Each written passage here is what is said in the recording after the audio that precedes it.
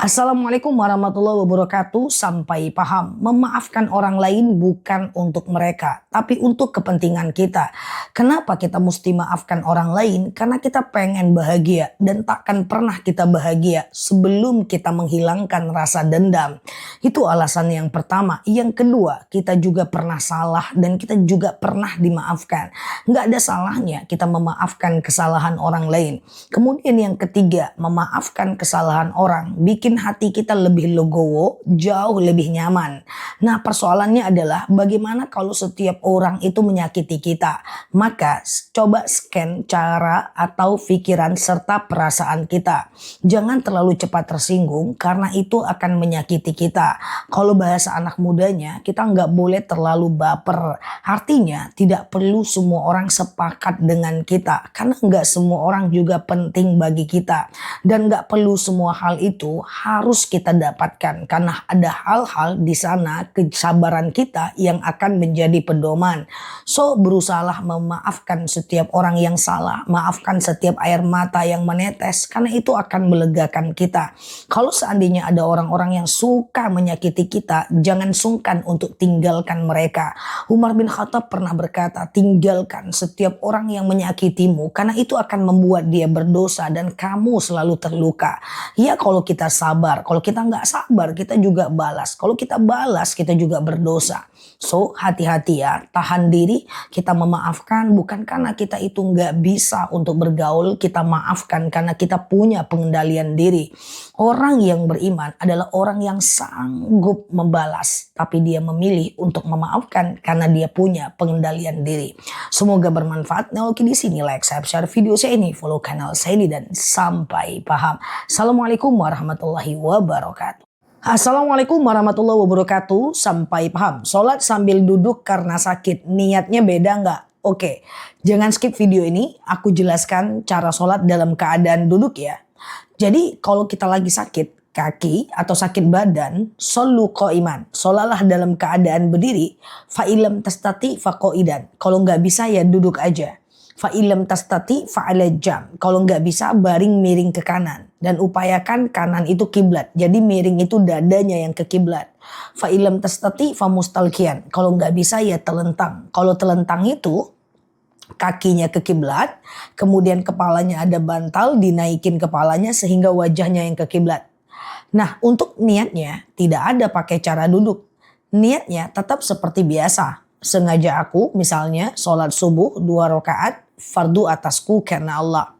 Nah, kalau sholatnya duduk seperti saya duduk di kursi ini, maka teman-teman boleh sholat seperti ini. Pura-puranya ini lagi di atas kursi ya. Rukunya begini, sami Allahu liman hamidahnya begini, sujudnya mesti lebih rendah daripada rukunya. Jadi sholat dalam keadaan duduk, usahakan rukunya lebih rendah. Maaf, sujudnya lebih rendah daripada rukunya. Itu aja kok prinsipnya. Tapi dengan catatan orang yang sholatnya dalam keadaan duduk itu hanya kalau orang yang gak kuat sakit aja. Selagi dia masih kuat maka dia dianjurkan tetap berdiri. Semoga bermanfaat ya. Nah, lalu di sini like, share video saya ini, follow kanal saya ini, hadir di ceramah live dan tanya jawab bareng aku dan sampai paham. Assalamualaikum warahmatullahi wabarakatuh.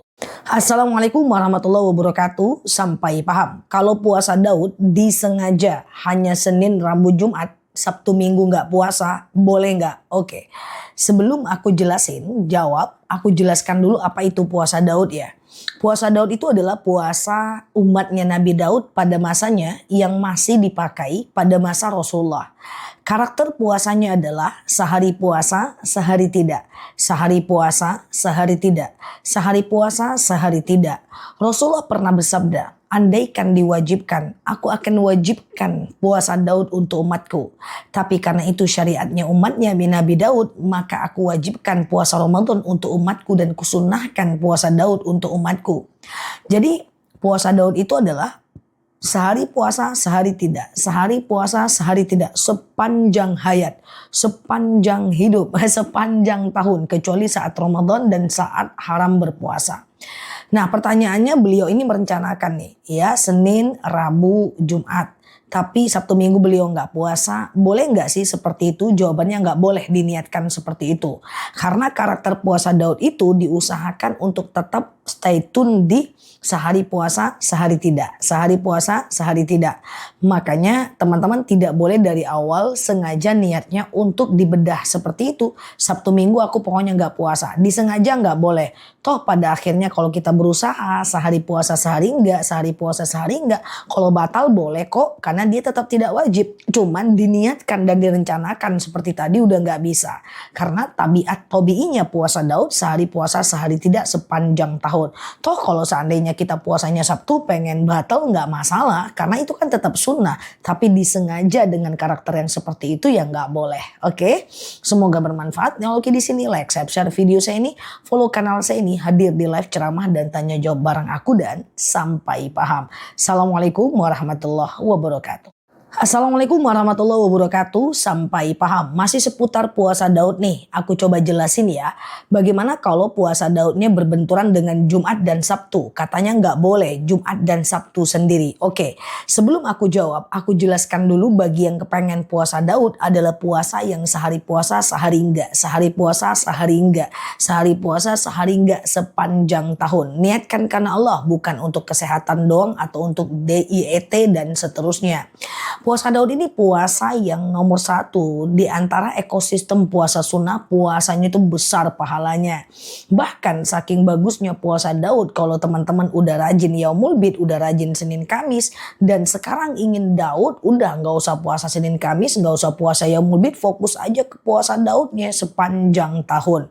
Nah muncul pertanyaan nih, kalau Jumat sendiri, Sabtu sendiri ketemu dengan puasa Daud itu gimana? Nggak apa-apa, karena udah terbiasa puasa sebelumnya. Yang tidak boleh itu, yang tidak dianjurkan itu hanya memulainya saja di hari Jumat dan di hari Sabtu. Memang di hari Jumat sendiri, Sabtu sendiri wilayah haram berpuasa. Kecuali puasa-puasa yang telah ditetapkan sebelumnya. Misalnya puasa Arafah gitu ya. Atau orang yang udah terbiasa puasa sunnah sebelumnya, puasa Daud, dia boleh melanjutkannya walaupun Jumat sendiri, Sabtu sendiri. Hal ini senada dengan puasa nisfu Sya'ban. Kan ada bulan Sya'ban, Ramadan. Katanya tanggal setelah nisfu Sya'ban, setelah 15 Sya'ban gak boleh lagi puasa. Tunggu dulu, itu hanya nggak boleh bagi orang yang tidak terbiasa puasa sebelumnya. Kalau udah terbiasa dia boleh lanjut sampai H-2 Ramadan. Seperti itulah puasa Daud di hari Jumat sendiri, Sabtu sendiri. Kalau udah terbiasa lanjut aja puasa Daudnya. Oke, semoga bermanfaat. Yang oke di sini like, share video saya ini, follow kanal saya ini, hadir di live ceramah dan tanya jawab bareng aku dan sampai paham. Assalamualaikum warahmatullahi wabarakatuh. Assalamualaikum warahmatullahi wabarakatuh. Sampai paham. Ustazah, aku mau sholat tahajud tapi witirnya aku dulukan sebelum tidur, boleh nggak? Oke, ini terkait witir. Aku jelaskan dengan detail, jangan skip video ini karena ini penting. Witir itu adalah sholat yang waktunya itu dikerjakan dari habis isya sampai azan subuh. Jadi rentang waktunya itu dari habis isya sampai azan subuh. Misalnya habis isya teman-teman udah ba'diyah isya. Lalu kemudian teman-teman sholat witir. Tengah malam tahajud boleh, tapi nggak usah witir lagi. Karena witir itu cuma boleh 1 kali. Kalau dilakukan 2 kali kan dia jadi genap. Sebelum tidur 3, tengah malam 3, 6, genap. Sebelum tidur 3, tengah malam 1, 4, genap. Sebelum tidur 1, tengah malam 1, 2, genap. Maka dia cuma boleh 1 kali. Jadi boleh aja seperti Mbak ini, beliau melakukan tahajud dan witirnya sebelum tidur atau setelah isya lah gitu ya. Nggak apa-apa, yang penting jangan witir lagi. Kecuali setelah isya Mbak belum tahajud, lalu kemudian Mbak tahajud, setelah isya Mbak belum witir, tengah malam Mbak tahajud lalu Mbak witir, itu nggak apa-apa. Yang penting witir cuma boleh 1 kali.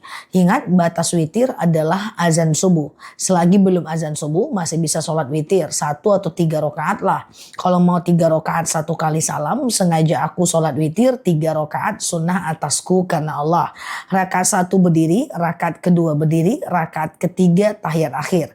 Jadi witir nggak sama dengan sholat maghrib. Kalau sholat maghrib dia ada tahiyat awal, kalau witir nggak ada tahiyat awal. Hanya saja rakaat 1, 2, dan 3 semuanya pakai ayat pendek. Semoga bermanfaat ya.